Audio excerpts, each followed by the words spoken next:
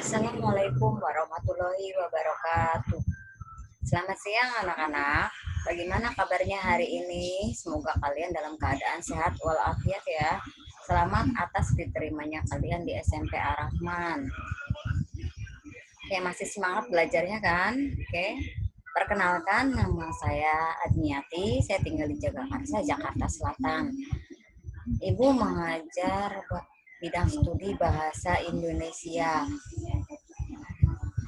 Oke, ini materi yang akan kita pelajari bersama-sama selama 1 semester.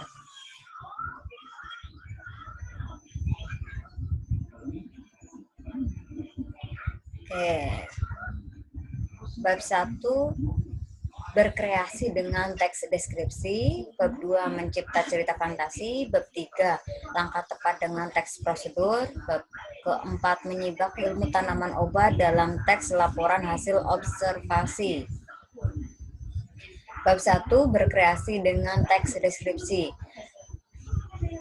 Oke, yang akan dipelajari di dalam teks deskripsi yang pertama itu definisi, ciri, dan tujuan teks deskripsi.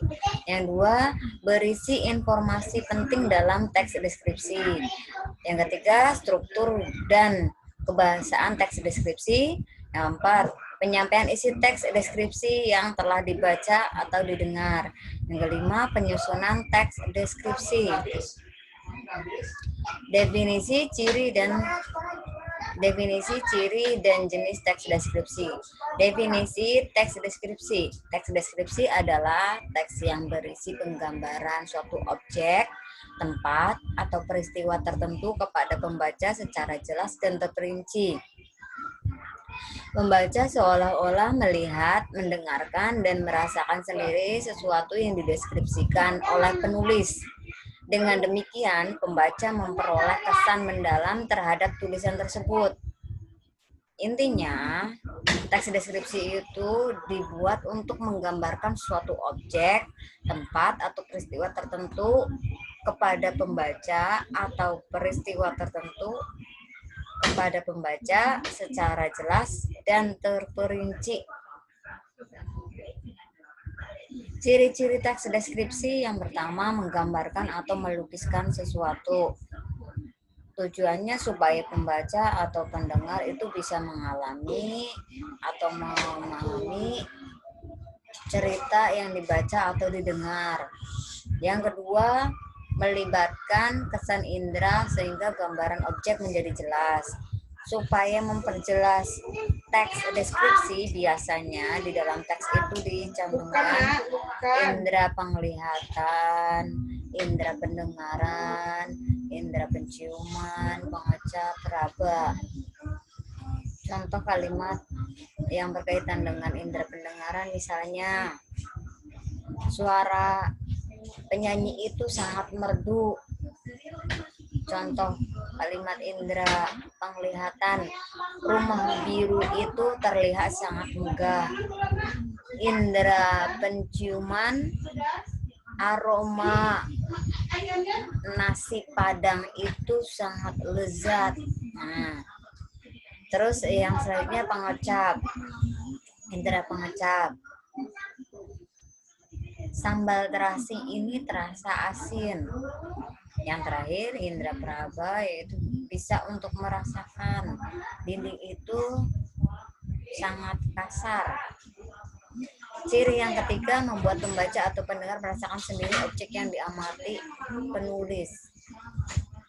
Setelah membaca teks deskripsi, biasanya pembaca itu seolah-olah merasakan sendiri apa sih yang diceritakan dalam teks deskripsi itu, apa yang berusaha digambarkan atau disampaikan oleh penulis.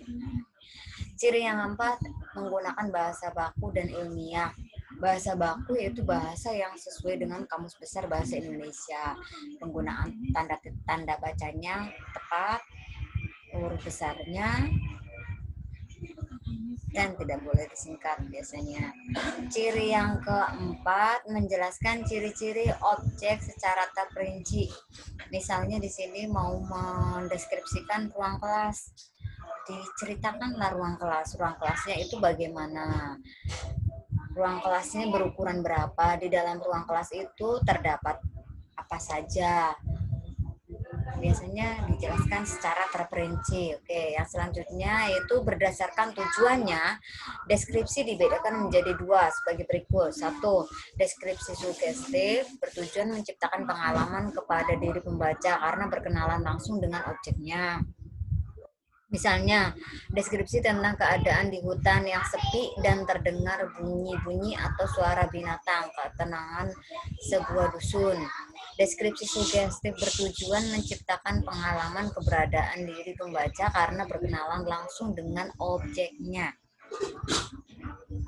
Oke, kalau deskripsi sugestif itu menciptakan pengalaman kepada diri pembaca karena berkenalan langsung dengan objeknya. Di situ diceritakan objeknya itu secara terperinci, secara mendetail ya. Jadi pembaca itu seolah-olah bisa langsung mengetahui. Contoh, oke, mari kita baca bersama-sama contoh teks deskripsi sugestif. Gedung sekolah ini terletak di tepi jalan, tetapi tidak terasa bising. Kelas-kelasnya jauh dari jalan dan kendaraan tidak terlalu banyak yang lewat ke sana. Bangunan kuno yang berdiri sejak 50 tahun lampau ini kini masih terlihat kokoh karena terpelihara dan terawat dengan baik. Pohon-pohon besar mengelilingi gedung sekolah. Itu membuat udara sejuk di sekitar itu. Oke, ciri teks deskriptif itu gedung sekolah. Tuh. Terus lalu ada di situ di detail lagi gedung sekolahnya ada apa saja, ada kelas. Kelasnya diceritakan di situ. Jauh dari jalan, kendaraan juga tidak terlalu banyak yang lewat. Di situ juga ada bangunan kuno. Di situ juga ada bangunan kuno. Kalian bisa membayangkan bangunan kuno itu seperti apa sih? Nah, terus ada suasananya di situ. Suasananya bagaimana? Sejuk. Itu yang berusaha penulis sampaikan. Yang kedua, deskripsi ekspositoris atau deskripsi teknis bertujuan memberi identifikasi atau informasi mengenai objek. Pembaca dapat mengenali objek jika bertemu atau berhadapan langsung. Deskripsi teknis. Kalau kalian membaca deskripsi teknis, kalian bisa mendapatkan informasi mengenai objek tertentu meskipun kalian belum melihatnya. Tapi kalau misalnya sudah membaca deskripsi teknis, jika kalian bertemu dengan objek tersebut, kalian akan mengenali. Oke, mari kita baca bersama-sama contoh teks deskripsi ekspositoris atau deskripsi teknis. Kamar tidurku tidaklah luas, hanya berukuran 3x4. Semua barang-barang tertata rapi di dalamnya. Tempat tidur diletakkan di pojok kanan dari pintu masuk. Meja belajar ditata di depan jendela, sedangkan lemari pakaian diletakkan di sebelah kiri tempat tidur. Nah, informasi yang didapat itu kamar tidur berukuran 3x4, terus tempat tidurnya diletakkan di pojok, meja belajar ditata depan jendela, lemarinya diletakkan di kiri tempat tidur. Itu informasi yang didapat. Oke, selanjutnya, secara umum teks deskripsi terdiri atas 3 jenis.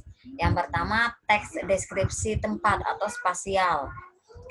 Teks deskripsi tempat atau spasial adalah teks yang melukiskan ruang atau tempat berlangsungnya suatu peristiwa. Pelukisnya harus dilihat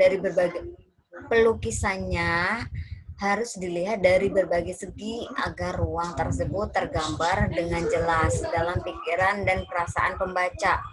Maksudnya di sini itu teks deskripsi tempat atau spasial adalah teks yang melukiskan ruang atau tempat berlangsungnya suatu peristiwa. Misalnya di ruang kelas, di kamar tidur. Nah, itu. Kamu ceritakan yang ada di ruang kelas itu apa saja, yang ada di kamar tidur apa aja secara teliti, secara mendetail, secara terperinci. Yang kedua, teks deskripsi waktu. Teks deskripsi waktu menggambarkan urutan waktu. Berdasarkan gambaran tersebut, pembaca akan tahu urutan kejadian yang berhubungan dengan urutan waktu. Poin penting dari teks deskripsi waktu yaitu pola urutan waktunya. Misalnya kamu akan membuat teks deskripsi jalan-jalan ke tempat wisata. Di situ diceritakan kamu berkumpul pukul 7 pagi, lalu berangkat. Setelah sampai di pom bensin sekitar pukul 9, bus mengisi bahan bakar. Pukul 12 melakukan isoma, istirahat, sholat, makan. Pukul 1 bus sampai di lokasi tujuan. Nah, itu ada pola urutan waktunya. Yang ketiga atau terakhir ya, teks deskripsi orang. Pendeskripsian orang akan menceritakan orang tersebut secara terperinci, secara detail dari atas sampai bawah ya. Mendeskripsikan orang dapat dilakukan melalui berbagai cara, yakni dengan memilih aspek yang akan dideskripsikan seperti bidang milik, bidang fisik, bidang perasaan, bidang tindakan, dan watak. Teks deskripsi orang mendeskripsikan orang, bisa orang tua kalian, teman, kakak kalian, saudara kalian, dan sebagainya. Contohnya, kalian itu akan mendeskripsikan ayah kalian.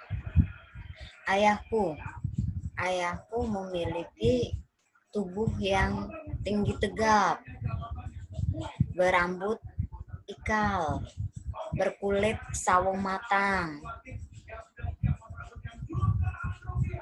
senyumnya sangat menawan. Misalnya, ayahku memiliki sifat yang tegas dan disiplin, tetapi ayah sangat menyayangiku, misalnya seperti itu. Ayah juga pekerja keras. Nah, itu berkaitan dengan deskripsi orang. Kamu ceritakan sedetail mungkin tentang orang itu, dari ciri-cirinya, dari sifatnya, dari kelebihannya. Itu yang dinamakan teks deskripsi orang. Oke. Itu materi yang dapat Ibu sampaikan. Semoga kalian bisa memahami. Selanjutnya, tugas mandiri. Tugas mandirinya membuat teks deskripsi sugestif di buku tugas kalian masing-masing ya. Buku tugasnya jangan dicampur satu-satu, bahasa Indonesia satu, matematika satu-satu pokoknya. Ada buku catatan, ada buku tugas ya. Oke, kalau bisa disampul ya, rapih, diberi nama kelas. Terus setelah dibuat, kamu foto lalu kirim ke WA Ibu. Jangan lupa ya, pada saat membuat teks deskripsi, tulisannya harus rapi, menggunakan bahasa baku, dan tidak boleh disingkat ya, jangan lupa. Oke, selamat mengerjakan. Terima kasih atas perhatiannya. Wabillahi taufik wal hidayah. Wassalamualaikum warahmatullahi wabarakatuh.